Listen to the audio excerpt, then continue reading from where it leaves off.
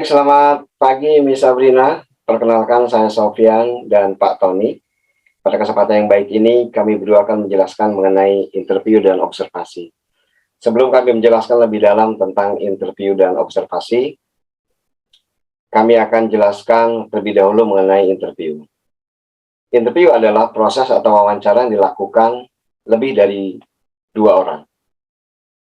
Ada beberapa jenis interview yang bisa dilakukan, salah satunya melalui individu dan kelompok. Sebelum kita melakukan interview, alangkah baiknya kita tahu tujuan dan maksud dari interview itu sendiri. Sehingga pada proses pelaksanaannya, antara interview dan responden sama-sama mengerti tujuan daripada interview itu sendiri. Proses yang dilakukan dalam interview adalah bagaimana kita bisa menggali responden-responden yang kita lakukan interview. Sehingga pada akhirnya kita dapat mengetahui dan melihat sejauh mana responden yang kita interview menguasai apa yang kita harapkan. Tujuan dari interview adalah agar kita dapat mengetahui dan melihat potensi yang ada di dalam diri responden. Sehingga orientasi yang kita berikan kepada responden sesuai dengan tujuan daripada perusahaan yang akan menempatkan calon-calon responden daripada perusahaan itu sendiri.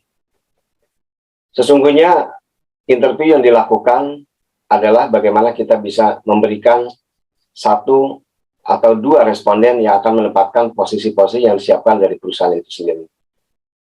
Hal yang terpenting dalam interview adalah kita harus memahami, kita harus mengerti tujuan daripada interview itu sendiri. Sehingga pada proses berjalan, antara interview dan responden sama-sama mengetahui tujuan yang akan kita berikan bersama.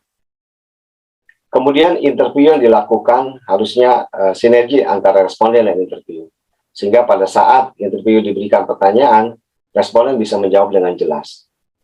Oleh karena itu, tujuan daripada interview ini adalah ingin menggali potensi yang ada di dalam diri responden.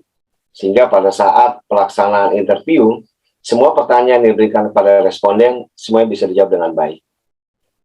Tujuan dari interview yang lainnya adalah kita akan mengambil beberapa responden yang akan kita tempatkan dalam posisi-posisi yang sudah disiapkan dalam perusahaan. Sehingga pada pelaksanaan akhirnya, kita akan mendapatkan calon-calon atau responden yang memenuhi kriteria dari perusahaan itu sendiri. Seorang penginterview juga harus memberikan tanggung jawab yang besar terhadap perusahaan.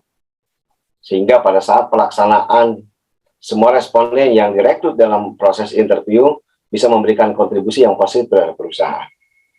Perusahaan yang baik adalah memberikan kesempatan kepada responden untuk berkarir pada saat mereka menepati posisi-posisi yang sudah ditentukan oleh perusahaan. Pada saat pelaksanaan interview, kita dapat melihat sebagaimana kekuatan-kekuatan dari responden, terutama dalam penguasaan bahasa, skill, kemampuan, kemudian keterampilan yang dimiliki, itu adalah harapan dari interview yang dilakukan. Sehingga pada pelaksanaan akhirnya kita benar-benar mendapatkan orang-orang yang siap diterjunkan atau ditempatkan dalam perusahaan tersebut. Sehingga pada pelaksanaannya, semua responden yang diberikan kesempatan akan kita lihat kembali. Akan kita evaluasi ulang daripada hasil interview yang kita berikan. Tidak semua responden bisa memberikan jawaban yang sesuai dengan harapan si interview. Terkadang responden juga bingung terhadap pertanyaan yang diberikan. Perusahaan yang besar biasanya berharap kepada calon-calon kandidat karyawan yang akan ditempatkan di perusahaan mereka adalah orang-orang pilihan. Bagaimana kita memfilter calon-calon karyawan yang kita lakukan interview tersebut bisa sesuai dengan harapan dari perusahaan itu sendiri. Tujuan akhir daripada interview adalah kita akan mendapatkan beberapa kandidat, beberapa calon-calon yang akan kita tempatkan dalam perusahaan sesuai dengan kebutuhan dari perusahaan itu sendiri. Pada saat kita melakukan interview, berikanlah kesempatan mereka untuk bisa meluangkan, bisa menyampaikan apa yang mereka harapkan, apa yang mereka punya. Sehingga pada saat interview kita benar-benar bisa melihat karakteristik daripada kandidat-kandidat atau karyawan yang akan kita rekrut dalam proses interview itu sendiri. Interview yang baik biasa dilakukan secara langsung. Tujuannya adalah kita bisa melihat langsung bagaimana kita melihat kekuatan daripada kandidat atau responden yang kita lakukan interview. Beda halnya dengan kita melakukan interview secara online. Biasanya secara online kita tidak bisa melihat langsung bagaimana mereka menyampaikan, bagaimana body language mereka pada saat kita lakukan pertanyaan-pertanyaan tersebut.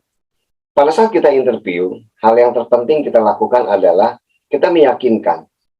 Kita meyakinkan kepada kandidat kita atau responden bagaimana mereka bisa antusias terhadap apa yang kita sampaikan. Jangan memberikan sesuatu hal yang berlebihi daripada kapasitasnya sebagai interview. Semuanya kita serahkan kepada perusahaan. Inti dan tujuan daripada responden adalah bagaimana kita bisa menarik, bagaimana kita bisa mendapatkan orang-orang atau yang berpotensi untuk masuk ke dalam kategori perusahaan yang inginkan. Tujuan akhir daripada interview adalah kita bisa juga memberikan kontribusi positif terhadap perusahaan kita dengan melakukan interview, dengan merekrut orang-orang yang menurut kita cocok, akan tetapi belum tentu cocok dari perusahaan kita. Ini adalah tugas dan tanggung jawab daripada interview itu sendiri. Tujuan interview lainnya adalah kita memastikan bahwa semua proses berjalan dengan baik, proses semua dengan lancar sesuai harapan kita. Oleh karena itu, pada proses interview yang kita lakukan adalah proses yang benar-benar penyaringan, memfilter calon-calon atau responden yang memang sesuai dengan kriteria dan harapan dari perusahaan itu sendiri. Oleh karena itu, selaku penginterview harus benar-benar memahami, mengerti kebutuhan dari perusahaan itu, sehingga kita pada saat melakukan interview, kita betul-betul mendapatkan calon atau kandidat yang memang sesuai dengan harapan perusahaan itu sendiri. Hal yang perlu kita tanamkan dalam interview adalah meyakinkan para responden atau calon-calon karyawan, mereka juga harus tahu di perusahaan mana mereka akan bekerja, sehingga pada saat pelaksanaan mereka sudah kita rekrut, tetapi tidak sesuai atau tidak ekspektasi menurut mereka. Ini juga adalah satu hal yang merugikan pada saat kita melakukan interview.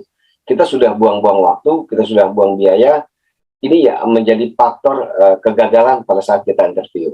Yang terakhir adalah, pada saat kita sudah mendapatkan kandidat atau responden yang memenuhi kriteria dari perusahaan itu sendiri, kita akan sampaikan ke pimpinan perusahaan itu sendiri bahwa kita sudah melakukan itu dengan baik. Dan akhirnya, pada saat pelaksanaan perusahaan sudah berjalan, memang akan mendapatkan orang-orang atau karyawan yang sesuai dengan harapan dari perusahaan itu sendiri. Demikian yang bisa saya sampaikan.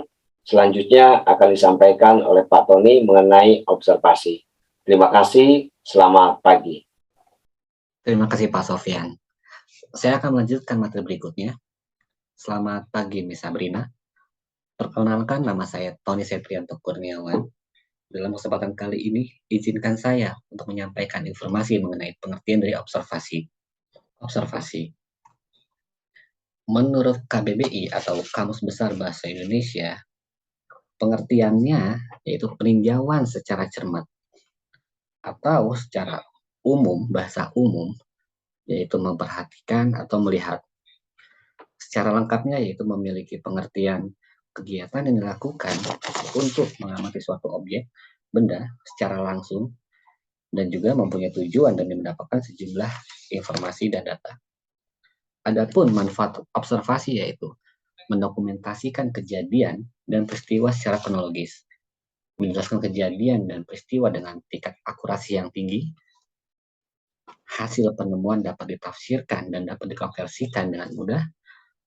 Hasil observasi atau penelitian tersebut dapat membantu menginterpretasikan dalam keadaan dunia nyata. Lalu berikutnya dapat digabungkan dengan metode lain untuk saat menyajikan data dalam bentuk laporan. 4 key dimensions that characterize the type of observation. Yang pertama, control versus uncontrolled observational studies. Dalam hal ini terjadi ketika dilakukan dengan persiapan yang matang. Itu untuk yang kontrol. Lalu, dan uncontrol, tanpa adanya usaha si peneliti untuk mengendalikan terhadap penelitian yang sedang dilakukan. Lalu yang kedua, partisipan versus non-partisipan observation. Teknik tersebut digunakan dengan si peneliti turut berpartisipasi dalam kegiatan penelitian tersebut. Lalu, lawannya itu adalah non-partisipan, yang artinya si peneliti tidak ikut andil dalam observasi tersebut. Lalu berikutnya, kita yang ketiga, structure versus unstructured observational studies.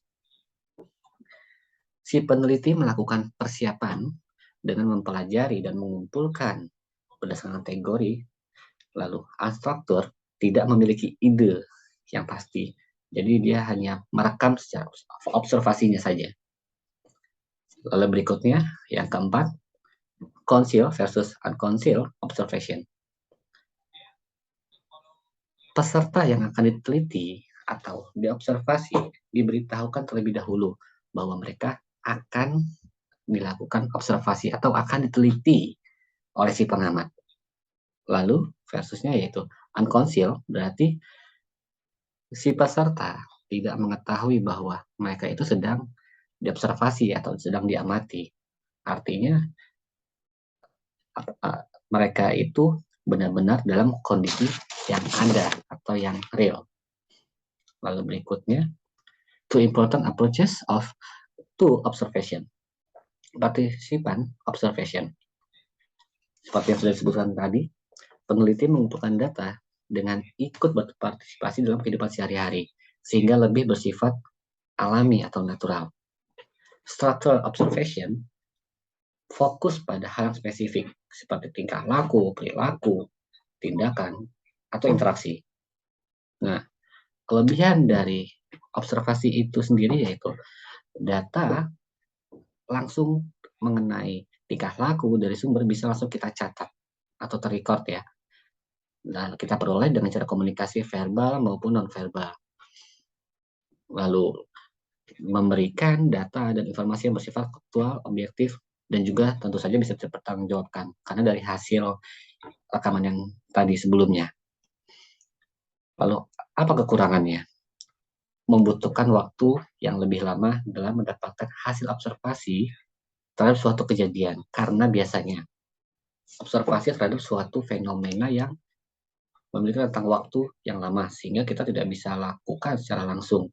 Pastinya membutuhkan biaya yang tidak sedikit karena biasa tidak bisa dilakukan dalam sekali waktu, hanya dalam kurun waktu tertentu. Misalnya minggu ini kita observasi, lalu hari ketiga, lalu hari ke-6, lalu berikut dan seterusnya. Berikutnya, kekurangan dari observasi yaitu ada beberapa kegiatan observasi yang mungkin tidak dapat diperoleh dengan cara observasi. Contoh misalnya, mengenai rahasia pribadi seseorang. Kenapa?